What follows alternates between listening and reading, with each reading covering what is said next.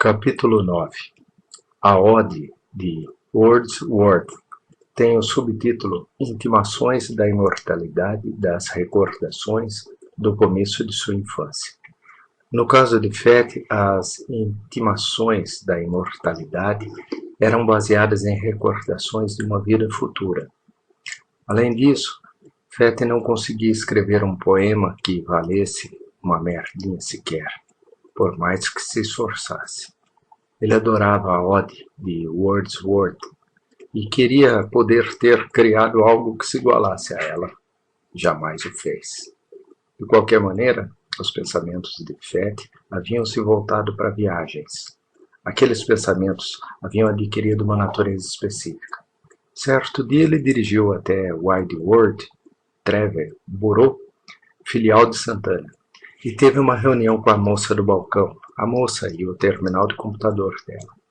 Sim, nós podemos colocar o senhor no navio lento até a China, a moça disse animada. E que tal um avião rápido? Perguntou Fett. O senhor está indo para a China por razões médicas? Perguntou a moça. Fett ficou surpreso com a pergunta. Muitas pessoas do Ocidente estão voando para a China por motivos de saúde, a moça disse. Até mesmo da Suécia, foi o que me disseram. Os custos médicos na China são excepcionalmente baixos, mas talvez o senhor já saiba disso.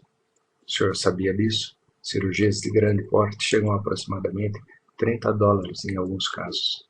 Ela ficou procurando entre panfletos, sorrindo, toda animada. Acho que sim, disse Fett. Então o senhor poderá deduzir isso de seu imposto de renda, disse a moça. Viu como ajudamos o senhor aqui na Wideworld Travel? A ironia dessa questão periférica atingiu Fett com força. O fato de que ele, que buscava o quinto Salvador, pudesse deduzir sua peregrinação de seu imposto de renda federal. Naquela noite, quando Kevin passou na casa dele, ele mencionou isso, esperando que Kevin se divertisse às custas. Contudo, Kevin tinha outros peixes para fritar. Em um tom enigmático de voz, Kevin perguntou: que tal irmos ao cinema amanhã à noite? Para ver o quê? Fett havia captado o tom sombrio na voz de seu amigo. Isso queria dizer que Kevin estava para aprontar alguma coisa. Mas, naturalmente, fiel à sua natureza, Kevin não disse mais muita coisa. É um filme de ficção científica, disse Kevin. Foi tudo o que eu disse. Ok, disse Fett. Na noite seguinte, ele e eu e Kevin pegamos o carro e fomos até a Tustin Avenue, num cinema poeira, já que eles tinham a intenção de ver um filme de ficção científica. Senti que, por razões profissionais, eu deveria ir junto. Quando Kevin estacionou seu pequeno Honda Civic vermelho, vimos a fachada do cinema. Valles, disse Fett lendo as palavras. Com Mamãe Ganso. O que é Mamãe Ganso? Uma banda de rock, eu disse, decepcionado. Já estava achando que não ia gostar daquilo. Kevin tinha gostos bizarros, tanto em cinema quanto em música. Evidentemente, ele havia conseguido combinar as duas coisas naquela noite. Eu já vi, Kevin disse criticamente. Vai por mim, você não vai se decepcionar. Você já viu? Fett perguntou. E quer ver de novo? Vai por mim, Kevin repetiu. Quando nos sentamos em nossas poltronas dentro do cineminha, reparamos que a plateia parecia ser em grande parte composta por adolescentes. Mamãe Ganso é Eric Clapton, disse Kevin. Foi ele quem escreveu o roteiro de Valles e também está estrelando. Ele canta? Eu perguntei. Negativo, disse Kevin. E era tudo que ele tinha a dizer. Então, se calou. Por que é que nós estamos aqui? Perguntou Fett.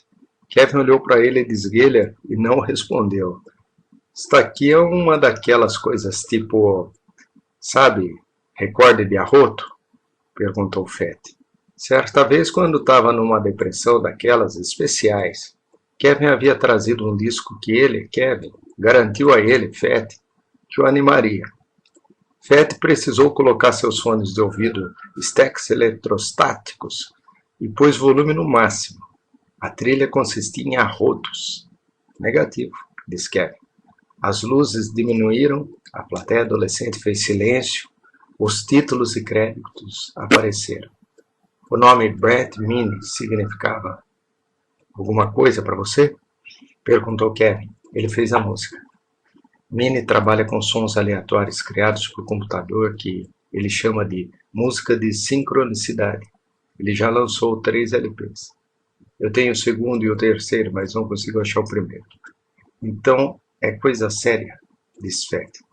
Espere só, disse Kevin. Começaram a ouvir ruídos eletrônicos. Meu Deus, eu disse com aversão. Na tela, uma vasta bolhas de cores aparece, explodindo em todas as direções. A câmera fez uma panorâmica e fechou numa cena específica. Filme, ficção científica de baixo orçamento. Eu disse para mim mesmo. É isso que dá ao gênero a má reputação que ele tem. O filme começou abruptamente. De repente os créditos desapareceram. Um campo aberto, calcinado, marrom, com algumas plantinhas aqui e acolá apareceu. Bem, eu disse para mim mesmo. É isso que vamos ver. Um jipe com 2 soldados dentro, percorrendo o campo aos trancos e barrancos. Então uma coisa brilhante passa flamejando pelo céu. Parece um meteoro, capitão, diz um soldado. E o outro soldado concorda, pensativo. Mas talvez seja melhor investigarmos. Eu estava errado. O filme Valles mostrava uma pequena empresa de discos chamada Meritone Records, localizada em Burbank, de propriedade de um gênio da eletrônica chamado Nicholas Brad. À época, pelo estilo dos carros e do tipo particular de rock que estava sendo tocado, sugeria final dos anos 60 ou início dos 70, mas havia estranhas incongruências. Por exemplo, Richard Nixon não parecia existir. O presidente dos Estados Unidos tinha o nome de Ferris F. Fremont e era muito popular. Durante a primeira parte do filme, houve cortes bruscos para o noticiário de TV da animada campanha de Ferris Fremont para a reeleição. O próprio Mamãe Ganso, o verdadeiro rockstar, que na vida real é colocado no mesmo nível de Bowie, Zappa e Alice Cooper, assumiu a forma de um compositor que havia se viciado em drogas, decididamente um loser. Apenas o fato de que Brad continuava a pagá-lo permitia que Ganso sobrevivesse economicamente. Ganso tinha uma mulher atraente, com cabelos extremamente curtos. Essa mulher possuía uma aparência extraterrestre, com sua cabeça quase que careca e seus enormes olhos luminosos. No filme, Brad tentava constantemente passar um papo em Linda, a mulher do Ganso. No filme, por algum motivo, Ganso usava seu nome real, Eric Lampton. Então a história narrada tinha a ver com os Lampton marginais. Linda Lampton não era natural. Isso apareceu logo no começo. Fiquei com a impressão de que Brad era um filho da puta, apesar de sua genialidade com audioeletrônica. Ele tinha um sistema de laser montado que transmitia as informações, ou seja, os vários canais de música, para um mixer diferente de tudo o que realmente existia. Aquela maldita coisa tinha o tamanho de uma fortaleza. Brad chegava mesmo a entrar nela usando uma porta e, dentro dela, se banhava com raios laser que se convertiam em som usando seu cérebro como um transdutor. Numa das cenas, Linda Lampton tirava a roupa. Ela não tinha órgãos sexuais. Foi a coisa mais pirada que eu e o Fett já vimos. Enquanto isso, Brad tentava passar um papo nela sem saber que não havia como ir para a cama com ela, anatomicamente falando. Isso divertia a Mamãe Ganso. Eric Lampton, que não parava de se aplicar e escrever as piores músicas imagináveis. Depois de um tempo, ficou óbvio que seu cérebro estava fodido. Ele também não percebia isso. Nicholas Brad começou a elaborar manobras de embromação, sugerindo que, por intermédio de seu mixer Fortaleza, ele pretendia matar Eric Lampton com lasers, abrindo o caminho para se deitar com Linda Lampton, que, na verdade, não tinha órgãos sexuais. Enquanto isso, Ferris Fremont continuava aparecendo em fade-outs que nos deixavam abestalhados.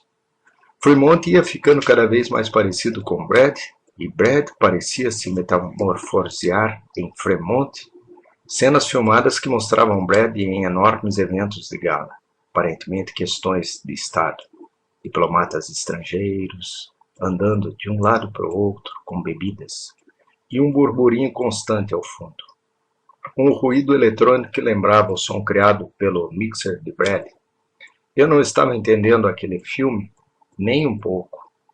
Você está entendendo isso? Perguntei a Fett, curvando-me para sussurrar para ele. Meu Deus, não, respondeu Fett. Depois de atrair Eric Lampton para dentro do mixer, Brad enfiou uma estranha fita cassete preta dentro da câmera e apertou botões. A plateia viu um close na cabeça de Lampton explodir, literalmente explodir. Mas em vez de miolos explodindo, peças eletrônicas miniaturizadas saíram voando em todas as direções. Então Linda Lampton entrou no mixer, atravessando, passando bem no meio da parede. Fez alguma coisa com o objeto que estava carregando, e Eric Lampton voltou no tempo. Os componentes eletrônicos de sua cabeça implodiram, o crânio retornou intacto. Enquanto isso, Brad saía cambaleando do Meritone Building na Alameda, os olhos arregalados. Corta para Linda Lampton, fazendo seu marido se recobrar, ambos no mixer tipo Fortaleza. Eric Lampton abre a boca para falar, mas é a voz de Ferris F. Fremont que sai. Linda recua decepcionada. Corta para a Casa Branca. Ferris Fremont, que não parece mais com Nicholas Brad, mas consigo mesmo, restaurado. Eu quero Brad morto, ele disse sombrio. E morto, agora. 2 homens vestidos com uniformes pretos brilhantes colados à pele, portando armas futuristas, assentem em silêncio. Corta para Brad atravessando o estacionamento para chegar ao seu carro. Ele está totalmente fodido.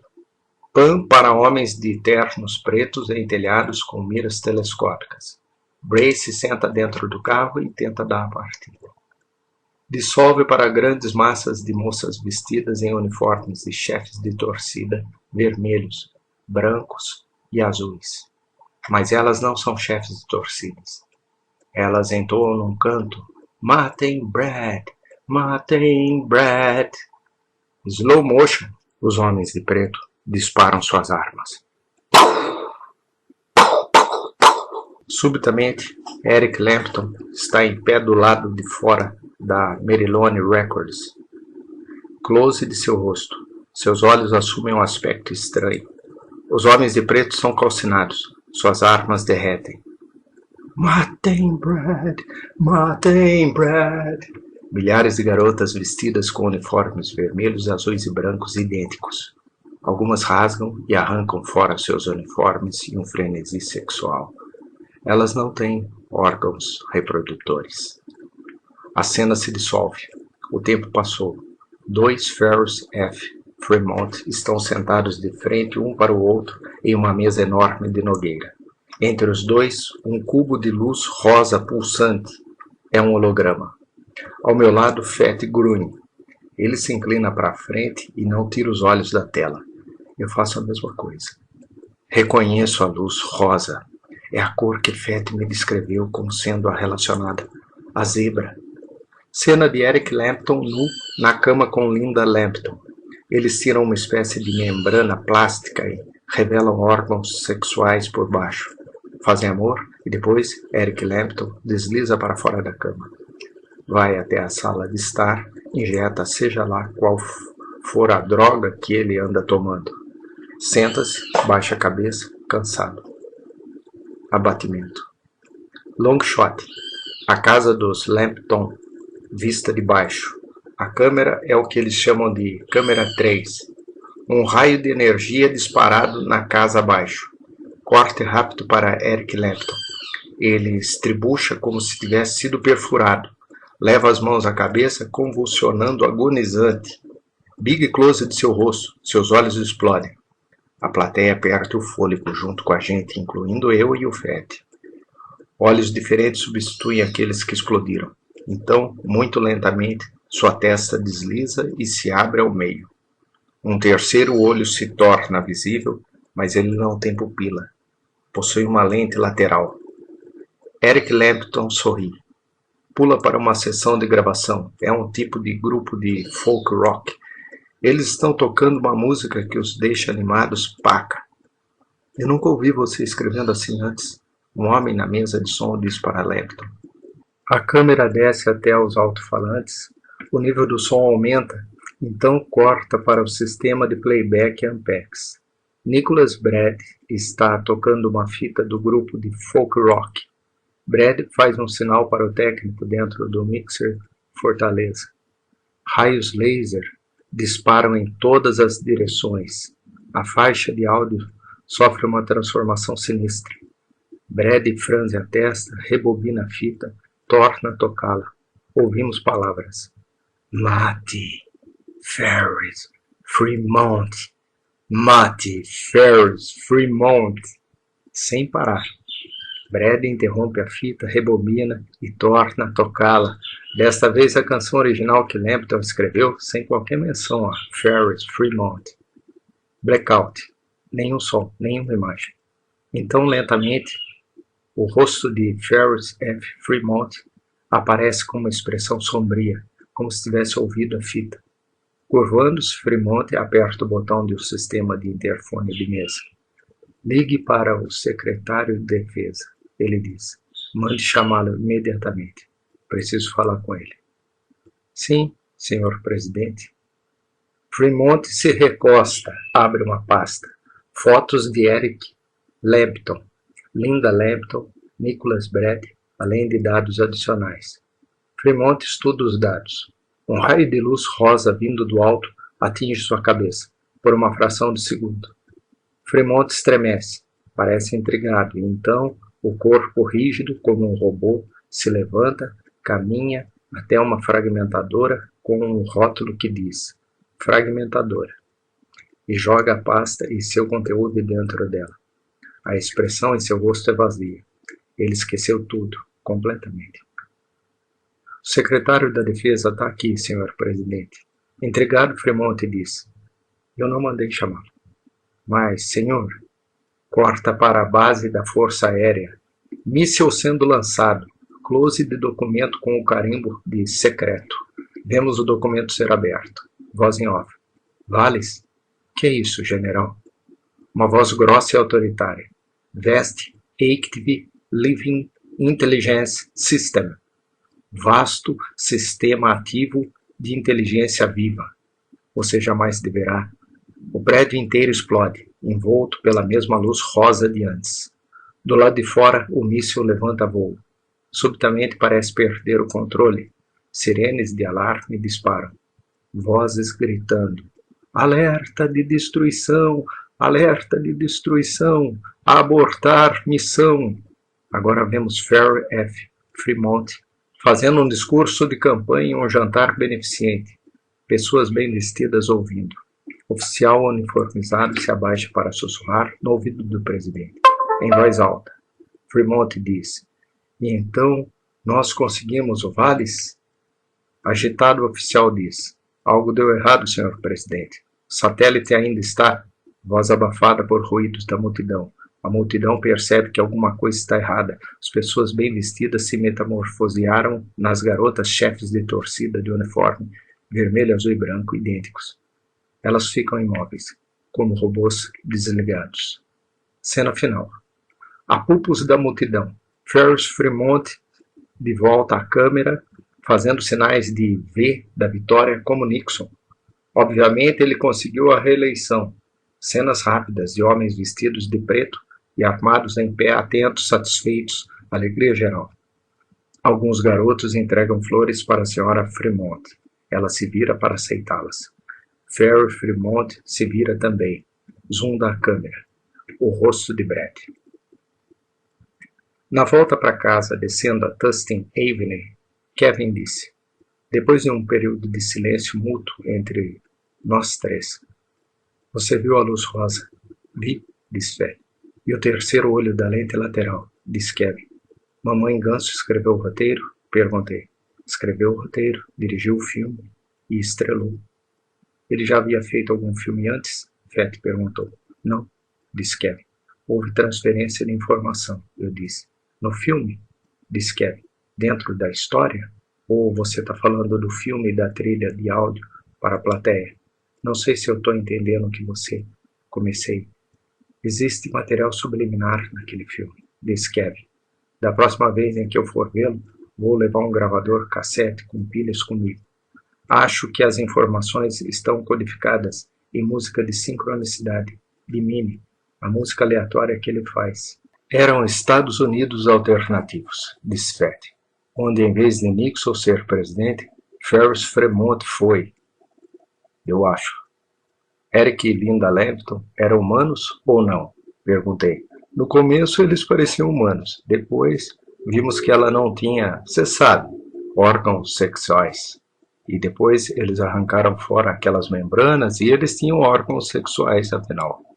Mas quando a cabeça dele explodiu, disse Fett, ela estava cheia de peças de computador. Você reparou? No pote? Perguntou Kevin. Sobre a mesa de Nicholas Brad, o potinho de argila era igualzinho àquele que você tem, o pote que aquela garota...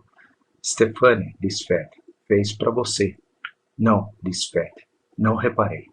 Havia detalhes demais no filme que vinham com tanta velocidade para cima de mim, para cima da plateia, quero dizer. Não notei o pote da primeira vez, Kevin disse. Ele aparece em diversos lugares diferentes, não só na mesa de Brad, mas uma vez no escritório do presidente Fremont, bem no cantinho, onde só sua visão periférica consegue captar.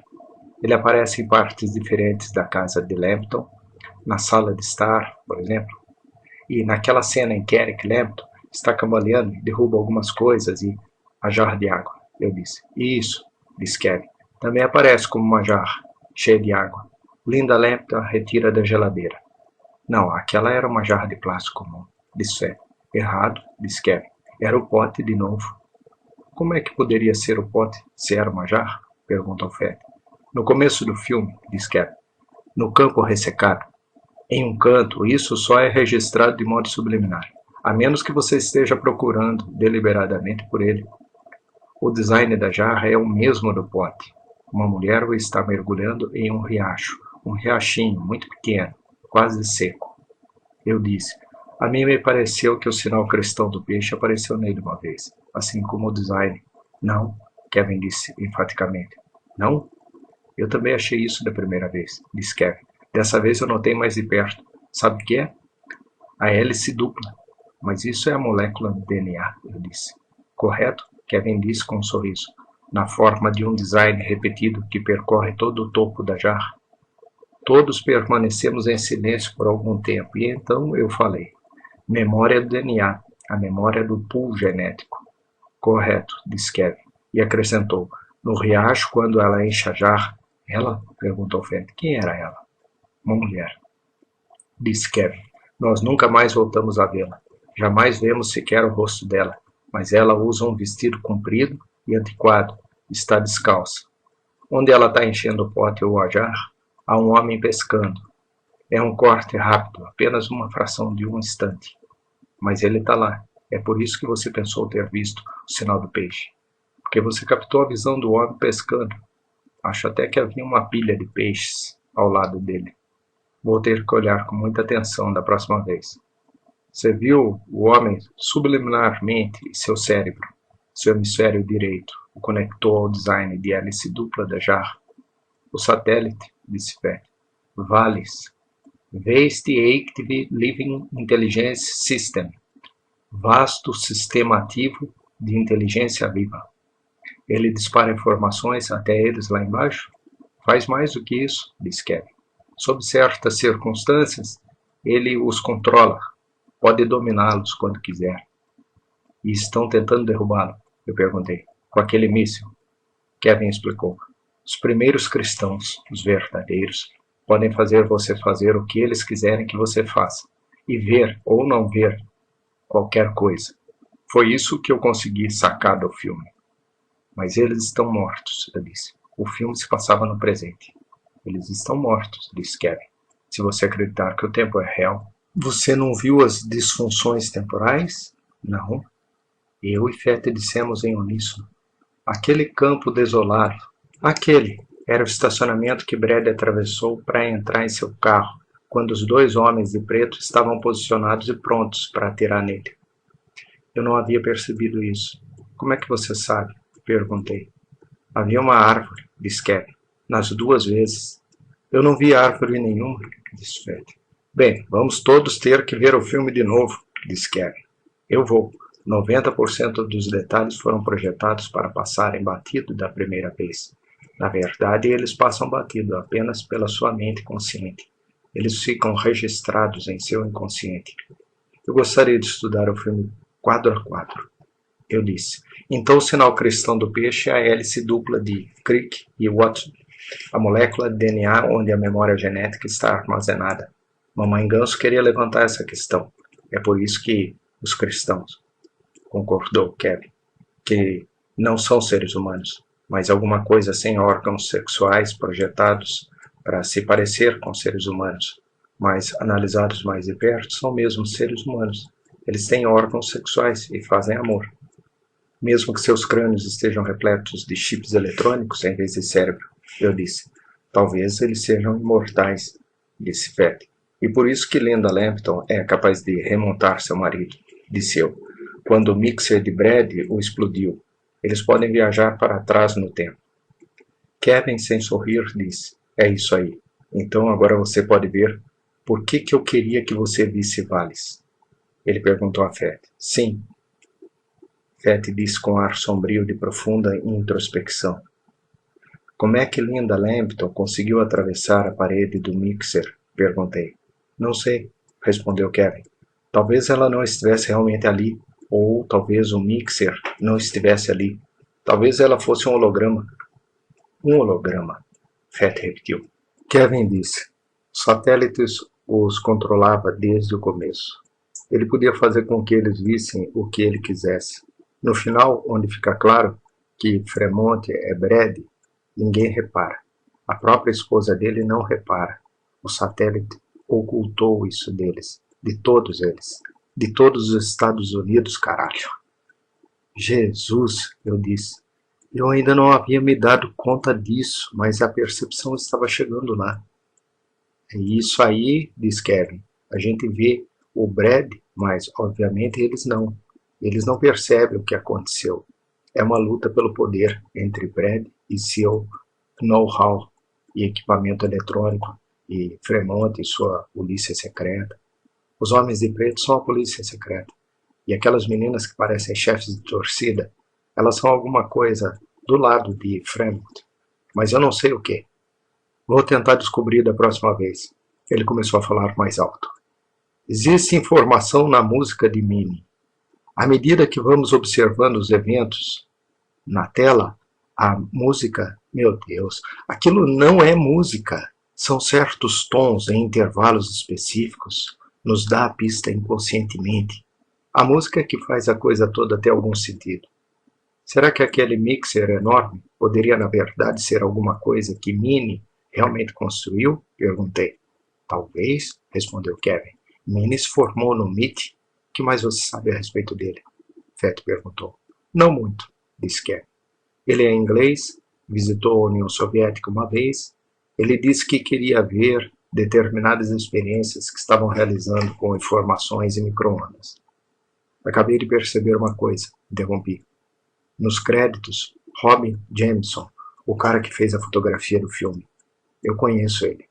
Ele tirou fotos de mim em uma entrevista que dei para a London Dial Telegraphic. Ele me disse que cobriu a coroação. Ele é um dos 5 maiores fotógrafos de cinema do mundo. Disse que estava se mudando com sua família para Vancouver. Disse que é a cidade mais bonita do mundo. E é mesmo, disse Fett. Jameson me deu seu cartão. Eu disse. Para que eu pudesse escrever para ele pedindo os negativos depois da publicação da entrevista. Kevin disse. Ele conheceria Linda e Eric Lampton. E quem sabe Minnie também. Ele me pediu que o contatasse, eu disse. Ele foi muito bacana. Ficamos batendo papo um tempão. Ele tinha câmeras com motor, O ruído delas deixou meus gatos fascinados. Ele me deixou olhar por uma lente grande angular. Não dava para crer. Aquelas lentes que ele tinha. Quem foi que colocou o satélite lá em cima? Perguntou Fed. Os russos? Isso nunca fica claro, disse Kevin. Mas a maneira como eles falam a respeito não sugeria os russos. Existe aquela cena em que Fremont está abrindo uma carta com um abridor de cartas antigo. Subitamente você começa a ver uma montagem. Abridor de cartas antigo e depois os militares falando sobre o satélite. Se você fundir os dois, dá para ter a ideia. Foi a ideia que eu tive, que o satélite é muito velho. E isso faz sentido, eu disse. A disfunção de tempo, a mulher com um vestido longo antiquado, descalça, pegando água no rio com uma jarra de barro. Havia uma cena do céu. Reparou nisso, Kevin? O céu, murmurou Kevin. Sim, foi um long shot, uma panorâmica. Céu, o campo. O campo parece antigo, como talvez no Oriente Próximo, como na Síria. Você tem razão. A jarra reforça essa impressão. O satélite nunca é visto, eu disse. Errado? Disse Kevin. Errado? Perguntei. 5 vezes, disse Kevin. Ele aparece uma vez como um quadro num calendário de parede, uma vez rapidamente como um brinquedo de criança na vitrine de uma loja, uma vez no céu, mas é uma cena rápida. Da primeira vez eu não tinha sacado. Uma vez em forma de diagrama, quando o presidente Fremont está analisando aquele pacote de dados e fotos na Meritone Records Company. Esqueci a quinta. Ele franziu a testa. O objeto que o táxi atropela. Eu disse, o quê? Perguntou Kevin. Ah, é, o táxi que passa disparado pela West Alameda. Achei que fosse uma latinha de cerveja. Fez um barulhão quando caiu dentro da sarjeta. Ele refletiu e em seguida assentiu. Você tem razão. Era o satélite mais uma vez, amassado ao ser atropelado, mas fez o som de uma latinha de cerveja. Foi isso que me enganou. Minnie novamente, aquela maldita música de ruídos dele. Ah, sei lá. Você ouve o som de uma lata de cerveja tão automaticamente que você vê uma lata de cerveja. O sorriso dele se tornou grave. Ouvir uma coisa para poder vê-la. Não é nada mal. Embora ele estivesse dirigindo no tráfego pesado, fechou os olhos por um instante. Ela fica toda amassada. Mas é o satélite. Tem aquelas antenas. Mas elas estão quebradas e dobradas. E que merda. Há palavras escritas nele, como se fosse um rótulo. O que dizem as palavras? Você sabe, você teria que pegar uma porra de uma lente de aumento e analisar os fotogramas da película. Fotograma por fotograma. Um por um. E fazer algumas superposições.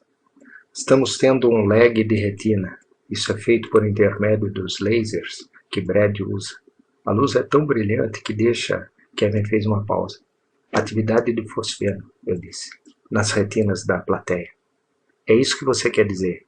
É por isso que os lasers desempenham um papel tão grande no filme. Ok, disse Kevin. Quando retornarmos ao apartamento de Fett, cada um de nós estava sentado com uma garrafa de cerveja holandesa, descansando e tentando entender aquela coisa toda. O material no filme, do Mamãe Ganso, se sobrepunha ao encontro de Fett com Deus. Esta é a pura verdade.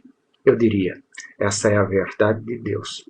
Mas não acho. Certamente naquela época eu não achava que Deus tivesse alguma coisa a ver com aquilo. O grande Punta age de maneiras maravilhosas, disse Kevin, mas sem usar nenhum tom brincalhão de voz. Caralho, puta que me pariu. Para Fett, ele disse, eu simplesmente supus que você estivesse pirado. Quero dizer, você vive entrando e saindo do hospício? Fica frio, eu disse. Então eu fui ver Vales, disse Kevin. Fui ao cinema para me afastar um pouquinho de toda essa doideira que o Fett aqui fica depositando em cima da gente. Lá eu fico sentado naquele maldito cinema, vendo um filme de ficção científica com uma Mamãe Ganso, e o que é que eu vejo? Parece até uma conspiração. Não ponha a culpa em mim, disse Fett. Kevin disse a ele. Você vai ter que conhecer o Ganso. E como é que eu vou fazer isso? Perguntou Fett. Phil vai entrar em contato com Jameson. Você poderá conhecer o Ganso. Eric Lampton. por intermédio de Jameson. Phil é um escritor famoso, ele pode arrumar isso. Para mim, Kevin falou, você tem algum livro que esteja atualmente em opção de filmagem com algum produtor de cinema? Tenho, respondi. Do Android's Dream of Electroship e também os 3 estigmas. Ótimo, disse Kevin. Então Phil pode dizer que talvez exista a possibilidade de um filme aí? Virando-se para mim, ele disse, quem é aquele produtor, seu amigo? Aquele da MGM. Stan Jeffly, respondi. Você ainda tem contato com ele? Apenas em nível pessoal. Eles deixaram a opção sobre o Homem do Castelo Alto. Às vezes ele me escreve. Ele me enviou um kit enorme de sementes de ervas uma vez. Disse que depois me enviaria uma sacola enorme de musgo, mas felizmente nunca chegou a fazer isso. Entre em contato com ele, disse Kevin. Escute, disse Fed. Não estou entendendo. Existiam, ele fez um gesto, coisas em Vales que aconteceram comigo em março de 1974. Quando eu fez mais um gesto, ficou quieto, uma expressão de perplexidade no rosto, quase uma expressão de sofrimento. Percebi. Fiquei me perguntando, por que isso? Talvez Fest sentisse que isso reduzia a estatura do seu encontro com Deus, com Zebra. A descoberta de elementos que apareciam em um filme de ficção científica, estrelando uma figura de rock chamada Mamãe Ganso. Mas aquela era a primeira prova concreta que tínhamos de que alguma coisa existira ali. E fora Kevin, que podia desintegrar uma farsa, uma porrada só, que nos chamara a atenção para isso. Quantos elementos você reconhece? Perguntei, usando o tom de voz mais baixo e tranquilo que eu conseguia, para Horst Loverfett, que estava com uma aparência arrasada.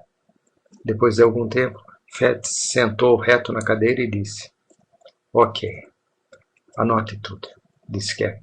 Entregou a Fett uma caneta tinteiro. Kevin sempre usava canetas tinteiro, o último de uma raça de homens nobres em extinção.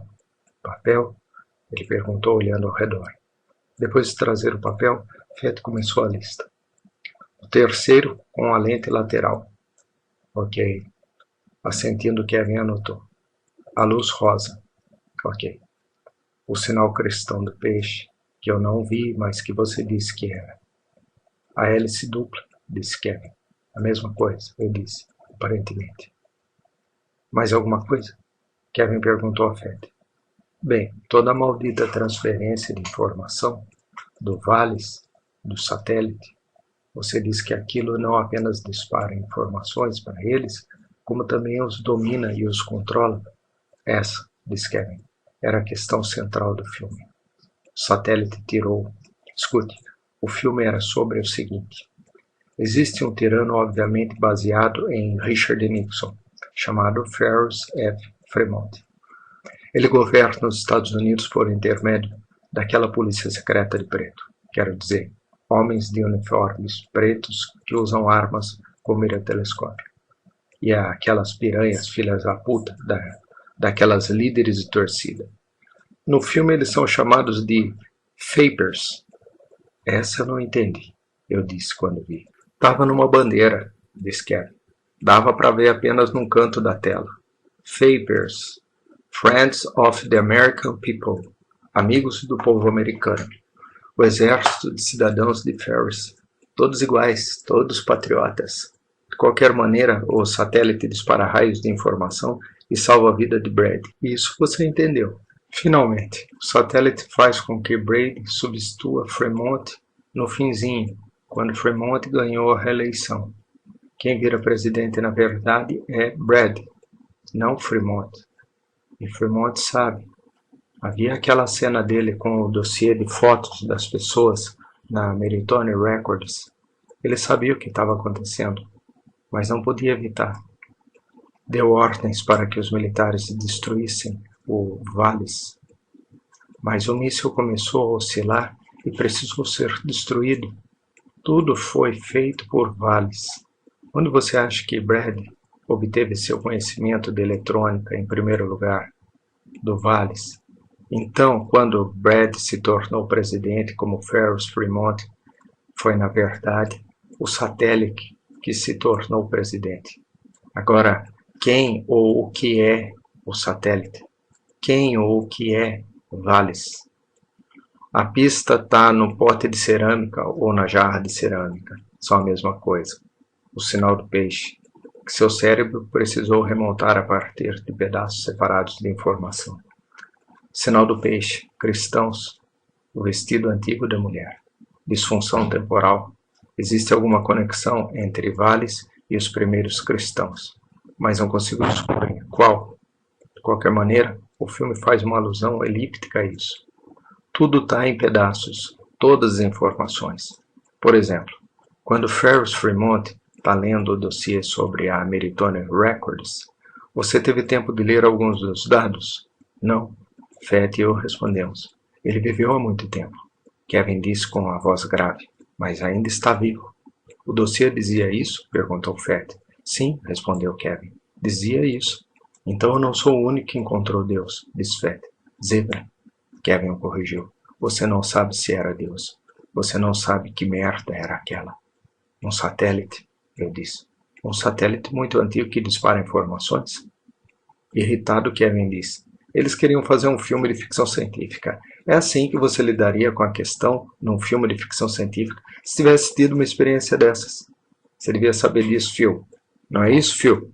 É, respondi.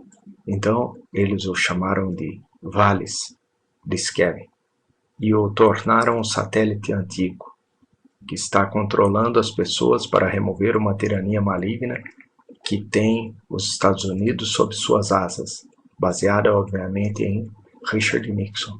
Eu disse, devemos supor então que o filme Valles está nos dizendo que Zebra, Deus, Valles, ou pessoas de 3 olhos, de Sirius, tiraram Nixon do seu cargo? Positivo, disse Kevin. Para Fett eu falei, aquela sibila dos 3 olhos com a qual você sonhou não havia falado de conspiradores que haviam sido vistos e que seriam levados à justiça? Em agosto de 1974, disse Fett. Kevin disse, a voz muito séria. Foi o mês e o ano em que Nixon renunciou. Mais tarde, quando Kevin me levava para casa, nós dois começamos a conversar sobre Fett e sobre Valles, já que, presumivelmente, nenhum dos dois podia nos ouvir. A opinião que Kevin tinha era que o tempo todo ele havia tomado como certa a hipótese de que Fett era simplesmente doido. Ele havia visto a situação da seguinte maneira. A culpa e a tristeza devidas ao suicídio de Gloria haviam destruído a mente de Fett e ele jamais se recuperou. Betty era uma tremenda de uma piranha e, tendo se casado com ela por desespero, Fett havia ficado ainda mais deprimido. Por fim, em 1974, ele pirara totalmente. Fett havia iniciado um episódio esquizofrênico, lúgubre, para viver sua vida miserável. Ele havia visto cores bonitinhas e ouvido palavras de consolo. Tudo gerado pelo seu inconsciente, que havia se erguido e, literalmente, o mergulhado num pântano, apagando seu ego. Nesse estado psicótico, Fett havia se debatido, derivando grande consolo de seu encontro com Deus, como havia imaginado que acontecera. Para Fett, a psicose total era misericordiosa, não mais em contato com a realidade de nenhuma forma, jeito ou maneira. Fett conseguia acreditar que Cristo, em pessoa, o segurava em seus braços, dando-lhe conforto. Mas então Kevin fora ao cinema e agora ele não tinha mais tanta certeza. O filme do Mamãe Ganso o havia abalado bastante. Fiquei me perguntando, se Fett ainda tensionava voar até a China para descobrir o que ele denominava o Quinto Salvador. Parece que ele não precisava ir além de Hollywood, onde Valles havia sido rodado, ou se ele quisesse encontrar Eric e Linda Lampton, Burbank, o centro da indústria fonográfica americana. O Quinto Salvador, um astro de rock. Quando Valles foi feito? Perguntei a Kevin. O filme ou o satélite? O filme, claro. Em 1977, respondeu Kevin. E a experiência de Fett aconteceu em 1974. Exato, disse Kevin. Provavelmente antes do trabalho do roteiro começar. Pelo que consegui perceber a partir das resenhas que li sobre Valis. O Ganso diz que ele escreveu o roteiro em 12 dias. Não disse exatamente quando, mas aparentemente ele queria entrar em produção o mais rápido possível. Tenho certeza de que foi depois de 1974. Mas você não tem certeza. Kevin respondeu. Isso você pode descobrir com o Jameson, o fotógrafo do filme. Ele saberia responder. Mas e se isso aconteceu ao mesmo tempo? Março de 1974? Sei lá, caralho, disse Kevin. Você não acha que aquilo é realmente um satélite de informações? Acha? Perguntei. O que disparou um raio em Fett? Não. Esse é um dispositivo de filme de ficção científica. Uma maneira que a ficção científica tem de explicar a coisa, ponderou Kevin. Eu acho. Mas havia disfunções temporais no filme. O Ganso estava ciente de que, de algum modo, o tempo estava envolvido na história. E, na verdade, essa é a única forma de compreender o filme. A mulher enchendo o pote. Como o Fett conseguiu aquele pote de cerâmica? Alguma cocota deu isso para ele? Fez, queimou no forno e deu para ele, por volta de 1971, depois que a esposa deixou. Não foi a Beth. Não, uma esposa anterior, depois da morte de Glória. Isso. Fett disse que Deus estava dormindo no pote e saiu em março de 1974, a teofania. Conheço muita gente que acha que Deus dorme em pote. De erva, disse Kevin. Não teve a menor graça. Bem, então a mulher descalça estava na época romana. Eu vi uma coisa esta noite em Valis que não havia percebido antes e que não mencionei. Não queria que Fett saísse rodopiando feito louco pela sala. Ao fundo, enquanto a mulher estava no riacho, você podia ver formas indistintas. Seu amigo fotógrafo, Jameson, provavelmente fez isso. Formas de prédios antigos, digamos, por volta da época da Roma Antiga. Pareciam nuvens, mas existem. Tem nuvens? Existem nuvens. A primeira vez que vi aquilo, vi nuvens. E da segunda vez, hoje, eu vi prédios. Será que o maldito filme muda toda vez que você o vê? Puta merda, que pensamento. Um filme diferente a cada vez. Não, isso é impossível. Eu disse. Um raio de luz rosa que transfere informações médicas ao seu cérebro sobre o defeito congênito do seu filho também. E se eu te dissesse que pode ter acontecido uma disfunção temporal em 1974 e o mundo romano antigo irrompeu para dentro do nosso mundo? Você quer dizer no filme? Não, eu estou falando é sério. No mundo real? Positivo. Isso explicaria o Thomas. Kevin concordou com um aceno de cabeça. Irrompeu, eu disse, e depois se separou novamente, deixando Richard Nixon caminhando por uma praia na Califórnia com seu terno e gravata e se perguntando o que aconteceu. Então foi de propósito. A disfunção? Claro. Então não estamos falando de uma disfunção. Estamos falando de alguém ou alguma coisa que estava manipulando o tempo deliberadamente. Você sacou, disse Kevin. Eu disse, você certamente se desviou 180 graus da teoria. Fett está maluco. Bom, Nixon ainda está caminhando por uma praia na Califórnia, se perguntando o que aconteceu. O primeiro presidente dos Estados Unidos a ser forçado a sair do cargo. O homem mais poderoso do mundo. O que fez dele, na verdade, o homem mais poderoso que já viveu. Sabe por que o presidente em Valis tinha o nome de Ferris F. Fremont? Eu parei e pensei. F é a sexta letra do alfabeto. Então F é igual a 6. Então FFF, as iniciais de Ferris F. Fremont, são 666 em termos numéricos. É por isso que o Ganso lhe deu esse nome. Meu Deus, eu disse. Exatamente. Então estamos nos últimos dias. Bem, Fett está convencido de que o Salvador está para voltar ou já voltou. A voz interior que ele ouve e que identifica como zebra ou Deus, ela disse isso a ele de diversas maneiras. Santa Sofia, que é Cristo, o Buda e Apolo, e disse a ele alguma coisa do tipo: o tempo pelo qual você esperou. Chegou agora, completei. Cara, isso é Duca, disse Kevin. Aliás, tá andando por aí outro João Batista dizendo: abra um caminho no deserto e faça uma rodovia para Nosso Senhor. Putz, uma rodovia. Ele deu uma gargalhada. Subitamente eu me lembrei de uma coisa que havia visto em Vales. Entrou em minha mente de modo visual. Um close do carro do qual Fremont, no fim do filme, Fremont reeleito, mas na verdade agora Nicholas Brad, havia saído para se dirigir à multidão. Thunderbird, eu disse. A marca de vinho? Carro, um carro da Ford. Ford. Ah, merda, disse Kevin. Tem razão, ele saiu de um Ford Thunderbird e era Brady. Gerald Ford. Podia ter sido coincidência. Em Vales nada era coincidência. E deram um zoom no carro onde estava escrito Ford, naquela coisinha de metal. Quantas outras coisas em Vales nós não pegamos? Pegamos tipo conscientemente.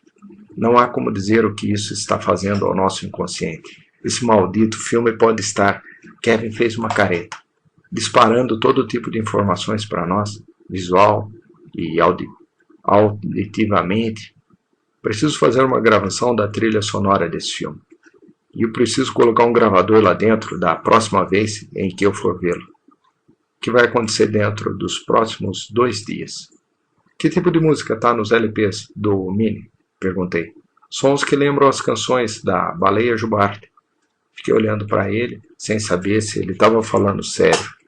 É sério, ele disse. Na verdade, fiz uma fita que ia de sons de baleia até a música de sincronicidade e voltava. Existe uma continuidade assustadora. Quero dizer, você pode dizer a diferença, mas... Como é que a música de sincronicidade afeta você? Em que tipo de disposição ela coloca você? Kevin respondeu. Um estado teta profundo, um sono profundo. Mas eu mesmo tive visões. De quê? Pessoas de 3 olhos? Não, disse Kevin. De uma antiga cerimônia sagrada celta. Um carneiro sendo tostado, sacrificado, para fazer com que o inverno vá embora e a primavera volte. Olhando para mim, ele disse, racialmente, eu sou celta. Você sabia a respeito desses mitos antes? Não. Eu era um dos participantes do sacrifício. Eu cortei a garganta do carneiro. Lembro que eu estava lá. Kevin, ouvindo a música de sincronicidade de Minnie, havia retornado às suas origens no passado.